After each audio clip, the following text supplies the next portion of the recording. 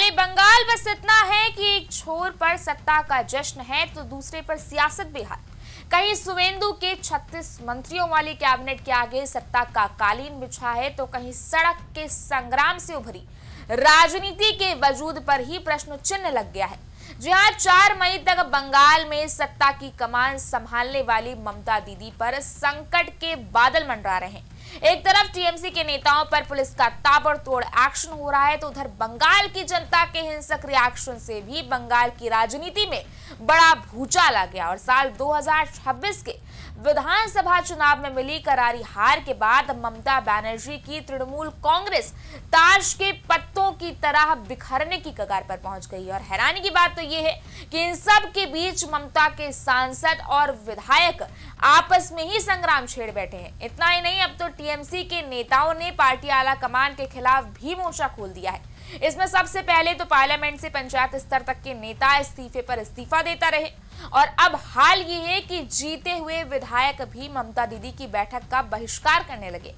यहां तक कि अभिषेक बैनर्जी और कल्याण बैनर्जी पर हुए हमले के विरोध में धरना देने की अपील भी बेअसर साबित हुई और इसी कड़ी में अब पार्टी के 2 कद्दावर नेताओं को बाहर निकालने से पश्चिम बंगाल के सियासी अखाड़े में हंगामा मच गया है। क्या पूरा मामला आपको बताते हैं इस खास रिपोर्ट में।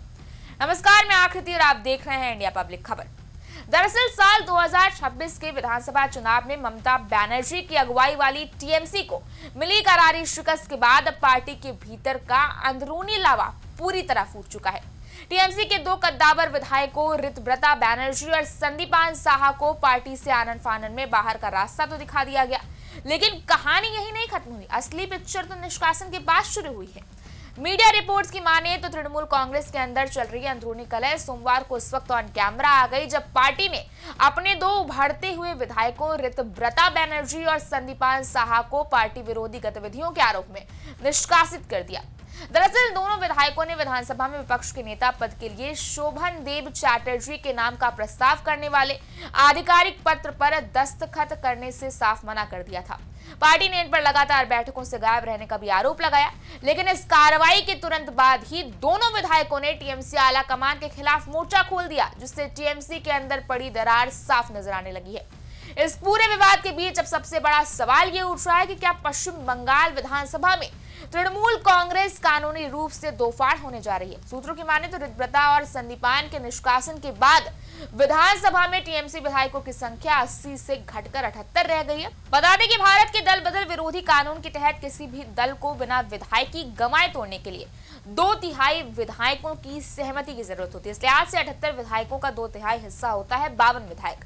यानी ऋतव्रता और संदीपान को टीएमसी को पूरी तरह हिलाने और दल बदल कानून से बचने के लिए 50 और विधायकों की समर्थन की जरूरत है। और दावा तो यह भी किया जा रहा है कि ममता बनर्जी से नाराज चल रहे कई बेघर विधायक लगातार ऋतव्रता के संपर्क में भी बने हुए हैं। इसी कड़ी में टीएमसी से निकाले जाने के तुरंत बाद उलुबेरिया पूर्व से पहली बार विधायक बने ऋतव्रता बनर्जी ने एक ऐसा खुलासा किया है जिसने पूरी पार्टी को बैकफुट पर धकेल दिया है। ऋतव्रता ने दावा किया कि विधानसभा में विपक्ष का नेता चुनने के नाम पर विधायकों के साथ बहुत बड़ी धोखाधड़ी और जालसाजी की गई है।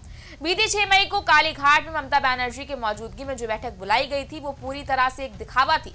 उस बैठक में संसदीय दल के नेता या विपक्ष के नेता को लेकर कोई लोकतांत्रिक चर्चा नहीं हुई थी, बल्कि सभी विधायकों को सिर्फ जबरन खड़ा करके चुनाव में हार के बावजूद अभिषेक बैनर्जी के नेतृत्व की तारीफ करने के प्रस्ताव पर मुहर लगाने की मजबूर किया गया था। ऋतव्रता बनर्जी ने आगे कहा, असली खेल 19 मई की बैठक में खेला गया जब विधानसभा के प्रधान सचिव ने टीएमसी से संसदीय दल की बैठक के मिनट्स और प्रस्ताव की कॉपी मांगी। तब हड़बड़ाहट में टीएमसी नेतृत्व ने 19 मई को विधायकों को बुलाया और एक पत्र पर दस्तखत करने को कहा। ऋतव्रता का आरोप है कि पार्टी के बड़े नेताओं ने विधायकों को सख्त निर्देश दिए कि वे अपने दस्तखत के नीचे 19 मई की बजाय बैक डेट यानी कि 6 मई की तारीख लिखें।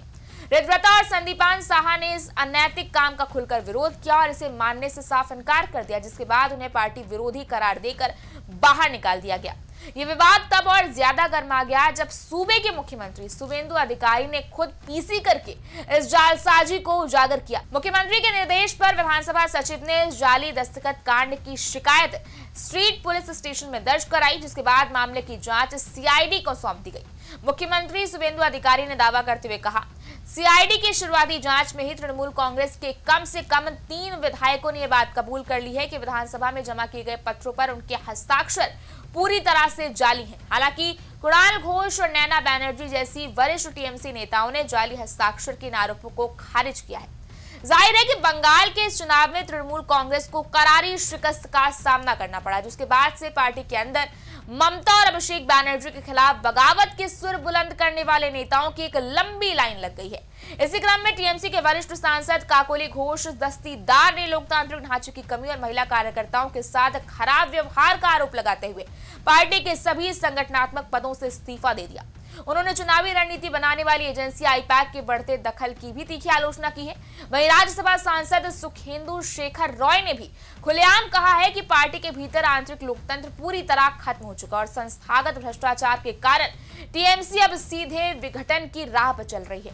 वहीं पार्टी के सबसे चर्चित चेहरों में से एक पार्थ चैटर्जी ने ममता बनर्जी पर भ्रष्टाचार को जानबूझकर नजरअंदाज करने और जनता से पूरी तरह कट जाने का ठीकरा फोड़ा है। हावड़ा से 4 बार के विधायक अरुणामा सेन ने तो यहां तक कह दिया कि अगर वो ममता बनर्जी की जगह मुख्यमंत्री होते तो इतनी शर्मनाक हार के बाद 1 मिनट भी पद पर नहीं रहते और तुरंत इस्तीफा दे देते।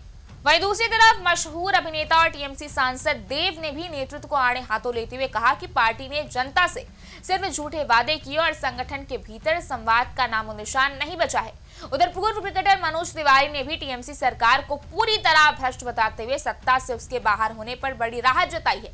बहरहाल इन तमाम सारी इंटरनल लड़ाइयों और तीखे बयानों के बीच आज सबकी नजरें विधानसभा पर टिकी हुई हैं। सूत्रों की माने तो ऋतव्रता बैनर्जी और संदीपान साहा अपने समर्थक विधायकों के दस्तखत वाली एक चिट्ठी आज विधानसभा अध्यक्ष को सौंप सकते हैं। चिट्ठी में टीएमसी से अलग एक इंडिपेंडेंट गुट बनाने या फिर नए राजनीतिक गठबंधन को लेकर बड़ा दावा भी पेश किया जा सकता है। और अगर ऋतव्रता बैनर्जी अपने दावों के मुताबिक 50 और विधायक का जुगाड़ करने में कामयाब हो जाते हैं तो ममता बनर्जी के सियासी करियर का यह अब तक का सबसे बड़ा झटका होगा, जो टीएमसी के वजूद को भी हिलाकर रख सकता है।